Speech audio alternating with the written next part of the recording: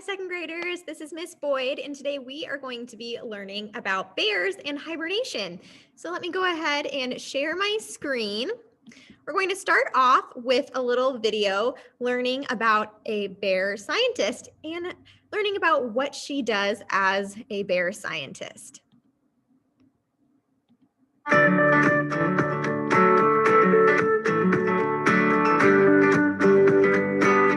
Meet a bear scientist. You would never wake up a sleeping bear. It's too dangerous. But scientists who study bears do. Ray Wynn Grant is one of those scientists. She goes into bears' dens to get up close with the bears. She wants to see where the bears are and make sure they are healthy. Hi, I'm Ray Wynn Grant, and I'm a wildlife scientist. I study a number of different wildlife species, but currently my projects focus on bears. Bears usually hibernate when it's cold, but it's not because it's cold. It's actually because the ecosystem, when the snow falls, isn't really producing a lot of good bear food. You might think hibernation is really just going to sleep for the winter, but it's actually a lot more complex than that. Black bears as a species don't actually go into a full hibernation. They can wake up. When black bears hibernate, they essentially slow down their bodies and take a long rest. So their breathing slows down to just a few breaths a minute. Their heart rate slows down and it pumps blood very slowly. Their bodies begin recycling nutrients and waste. So black bears don't use the bathroom at all for 5 or 6 months while they're hibernating. One of the coolest things about black bears is that they give birth during hibernation. So a mother bear will start hibernating when she's pregnant, and at some point in the month of January, she will give birth to usually 2 or 3 small cubs. When they're born, they're very, very small, maybe 6 or 8 inches, and they are hairless and blind, and it's relatively painless for the mother to give birth. And the little newborns just crawl on up and start nursing milk from their mother. And they stay nursing for the 3 or 4 months that they continue to hibernate. And so although it's cold on the outside, the mother bear has created a den that is quite insulated. So she will often pad it with some type of vegetation. So whether like straw or grasses, and usually the opening to the den is quite small. And more than anything, she uses her own body heat to make sure that the cubs stay warm. So they will almost always be right by her side. If not nursing, they'll just be sleeping with her. The cubs eventually will start to become bigger and fatter, and they will have enough of their own body fat to keep warm on their own. And that's when they know they're ready to leave the den. Part of my work is to capture bears in order to put a collar on them. The collar is almost like a very big dog collar, but it has a device on it called a GPS tracking device, almost like something you'd find in a cell phone. The cool thing about GPS units is that they work with satellites. So the bear will have a collar on with the little device, and it sends a signal to a satellite in outer space, which bounces back and sends a signal to my computer. And that allows me to know where the bear is at all times. Why does Ray want to know where the bears go? Bears need food. And sometimes they go looking for it in places where humans live nearby. If Ray and the other scientists know where the bears like to go to find food, they can help make sure that the bears and the humans stay safe. But first, Ray has to get the GPS collars on the bears. How does she do it? I have collared a number of female black bears during the summertime. What I do is I find where they are and then tranquilize them, which essentially means giving them a little shot so they fall asleep. Once they're asleep, they're safe for me to approach and handle. I just attach the collar, make sure the GPS device is on, and then leave and make sure she wakes up. This is great because the following winter, I'll know exactly where she's made her den. Going into the den will allow me to count where her cubs are. In the wintertime, I look for female bears again. Because they have a collar with a GPS unit, I'll know exactly where to find them in the forest. When we find the mother bear in her hibernation den, the first thing we do is give her a tranquilizer, which keeps her asleep. Once we know that she's fully asleep, we're able to go in and we pull out the cubs. We weigh them, we measure them, and we give them a little ear tag so that we can identify them in the future. Because we have to pull the little baby bears out of the den, we have to make sure that they stay warm. The best way to do that, since they don't have a lot of body fat yet, is to keep them close to our own bodies. The first thing I always do is put the baby bear right into my coat and zip it right up.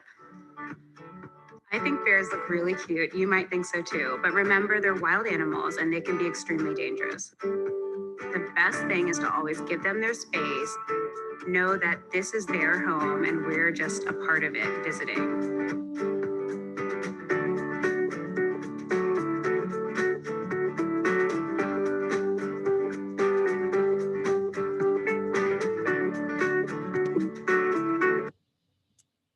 Okay, so that was a little video all about a bear scientist and what she does to track bears. Now what we are going to do is read a Scholastic news all about bear cub checkups.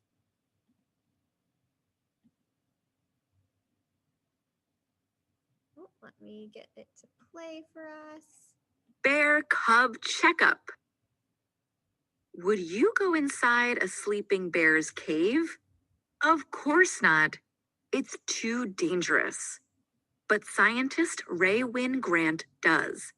She gives bear cubs important checkups. Inside a bear cave. As you read, think of the different things Ray does to check on the bears. It's winter time. Snow is falling and icy cold winds are blowing. But a black bear family is warm and cozy inside their cave. The mother bear is hibernating. She is taking a deep winter rest. She is quiet and still. She breathes slowly, and her heart beats slowly too. 2 bear cubs are in the cave with her. They are not hibernating. They are awake. They crawl all over their mom and drink milk from her body. They cuddle her to stay warm. Bear checkup. Soon, someone visits the fuzzy family. It's Ray Wynn Grant, a bear scientist. She is coming to check on the bears. The first thing she does is give the mom a shot so that she stays asleep. Now it's time to check on the cubs. Ray pulls the wiggly cubs out of the cave. She measures them to see how big they are. Then she does something surprising. Ray hugs the cubs against her body and zips up her coat. It's important for Ray to cuddle the bears like this. The cubs are cold outside the cave. Ray keeps them warm with her body heat. Safe for spring. When Ray is done checking on the bears, she puts the cubs back into the cave. They curl up with their mom again. The bears will stay in the cave until the spring. Then they will come out to look for food. Ray will observe them and make sure they are safe. Enjoy your winter rest, bears. Ray will see you in the spring. By Blair Rainsford. How bear scientists do it. Step 1. First, they go into the cave. They give the mom a shot so she stays asleep. Step 2. Next, they pull the cubs out of the cave. There are usually 2 or 3 cubs inside. Step 3. After that, they check on the cubs. They measure them. They put them in a bag to weigh them. Step 4. The scientists put the bears back. The bears stay in the den until the spring.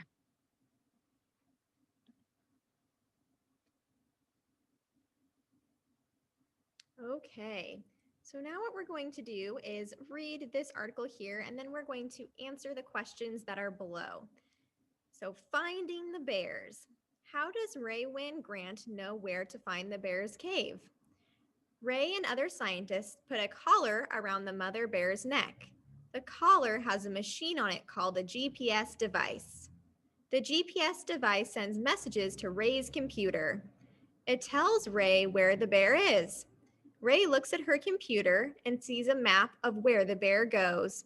She can go right to its cave to find it.